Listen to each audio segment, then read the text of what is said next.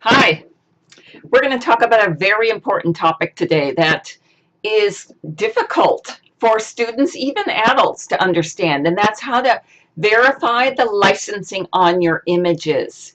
You Google Docs, Google Apps does a really good job of making that important because it automatically adds citations to images that you're using if you use them through the Google Docs, Google Spreadsheets, whichever program you're using it through. It'll automatically add them for you. That's a really good way to start the conversation. But what you need to do is make it clear why it's doing this and how important it is. Because students will think that if a program doesn't automatically add a citation, then it must be okay to use it. If images are out there on the internet, they must be okay to just take and use. Now, truly, in educational circumstances, they can use them.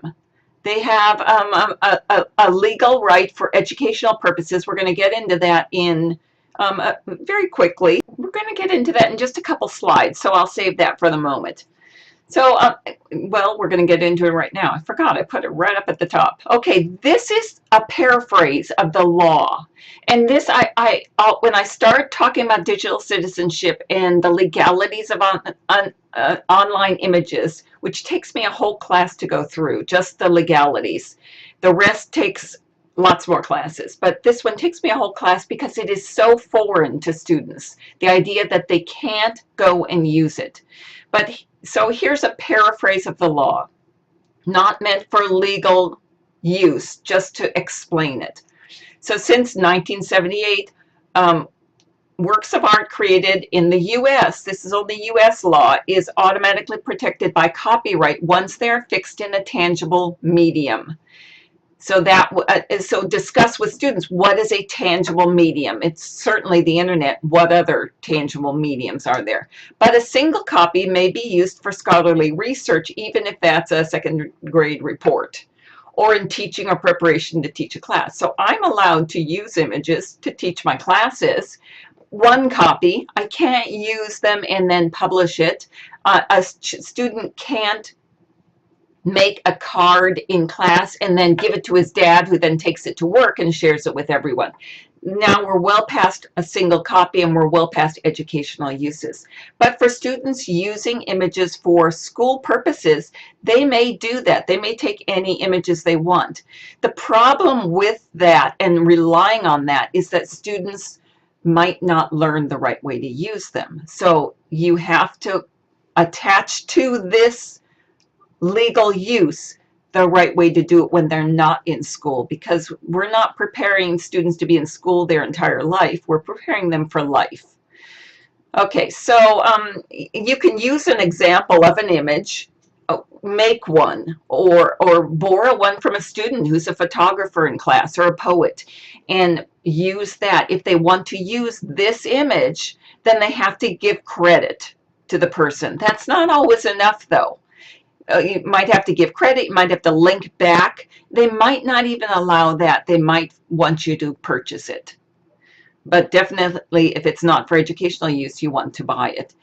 What it gets down to is that to use someone else's image that you didn't create, you need to get permission of some sort. You need to look at the licensing attached to that image. We're going to get into that too.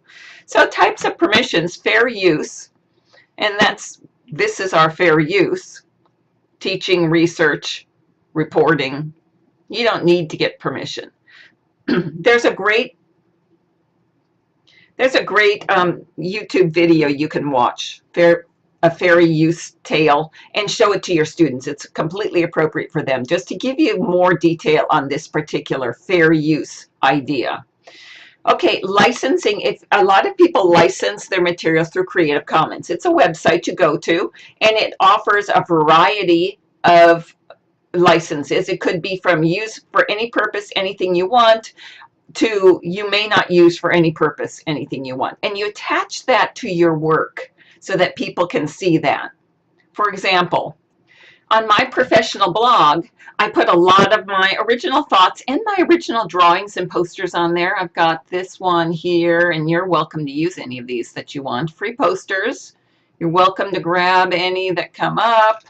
Just go in and grab them, that's fine. But I made all these, and they're not just for free. You have to give me credit. And they're down there. I have copyright Ask a Tech Teacher, but I didn't put it on all of them. My mistake. But here's what I put on my blog to remind you that anyone using the material on my blog, it is not for, I have to scroll way down to the bottom. It is not for anyone's use. You can't grab it. First, it's copyrighted, but a free one. It's protected by Copyscape. But down here, I put my Creative Commons attribution license. And these are the rules. So to see if you could use materials on my blog, you'd click this link, and it takes you to Creative Commons. And then it tells you the type of license I applied to it. You can go to creativecommons.org and make your license, and then and add whatever terms are important to you. Mine are only non-commercial. I don't want you using it for commercial purposes. I want attribution. And if you remix, you have to use the same license. You can't remix my work, my posters, and then sell them. So those are my conditions to using my work. If you agree to it, then you sign on. Then you have a legal right to use it. If you don't agree with the terms, use them for the wrong purposes, I have the right to go back and follow whatever legal rights I have under the law. So that's that. Now here's an example of how easy it is to find a picture. I'm not going to do this right now, but you have a picture. You go to images.google.com. You take a picture like this one and drop it right into images.google.com, and then it shows you all the places where that image has been used. Now, if you created this image and you didn't give permission to all these people, and your image specifically required that, you can go after all these people for recourse. Show this to your students. It's a nice little cottage business. Okay, give me $100 and I won't sue you for using my image illegally. Same with TinEye does the same thing.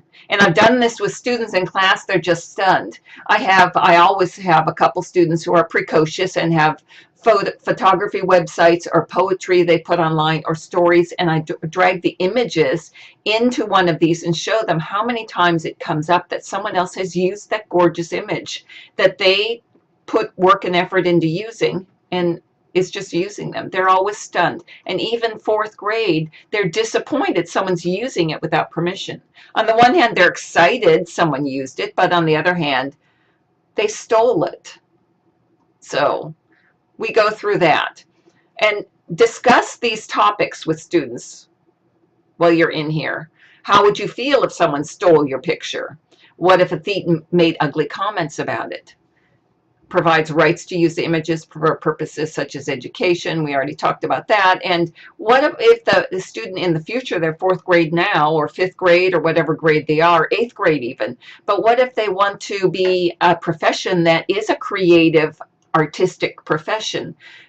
They want their work protected. So have a thorough discussion with these, and ask the students who are in drama and music what they would think if someone stole their work. It brings it home amazingly. Okay, I went too fast. So you have to check for licenses. So you'll have a picture, and it generally will tell you how to check for the licensing on it.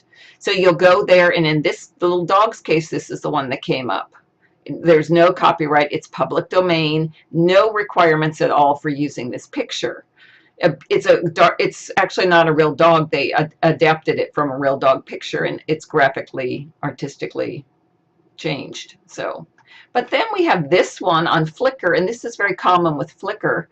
They want a link back. So then to use this picture, I have to give attribution, and I have to give them a link back for using this picture, and then I can. Then that's fine. I don't need permission from them as long as I do these. Go through a couple of these with students to show them, and then have them look and see how. Like, you come up on Google. This is, you'll search Google. You have to go to search tools and go to advanced search, and then go in here. So I'll show you how that works. So I'm going to go to puppies and I'm going to go to search and I'm going to have all the puppy pictures. And they're darling, but which ones can I use? So I'm going to go over here to advanced search and show this to students. I'm not going to fill in all this because I don't want to take too much time. You may with your students to make it a fuller lesson, but you're going to go to usage rights. Now this is not filtered, so I want to filter it. I want free to use or share, even commercially. That's the widest use. It's still a license. You don't own it. You just have a license to use it. So advanced search, then I get these pictures that I'm allowed to use without attribution for commercial purposes. And it shows up right under here.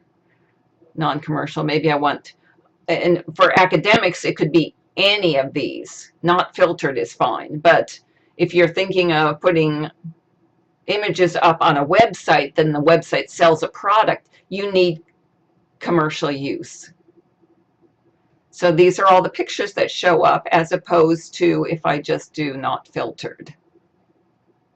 Then I get a different set of returns. So that's the difference there. And go through that with students so they can see that difference. Here are websites that have copyright-free images. They're public domain. It does mean they're a license to use it. It doesn't mean that you can have them. They'll still attach to that image. They'll say for 500,000 uses, or whatever they'll say with those. There are some that have absolutely no restrictions, but even on Pixabay, which is public domain pictures, you can use them for any purpose. If you start using them and get a book you sell that sold 1 million copies and use that image as the cover, you're in trouble with whoever made that picture, because their license probably allowed 500,000 uses. And I think that's about it. Okay, guys, that's it. Very difficult subject. And I started in 3rd grade lightly, 4th grade more, 5th grade definitely. And then by middle school, by the end of middle school, they've got it, because I've gone over it so many times with them. They get it. And by middle school, they are seriously into their own creative pursuits. So they want those protected, and it makes more sense to them. All right, guys. Talk to you soon. Bye.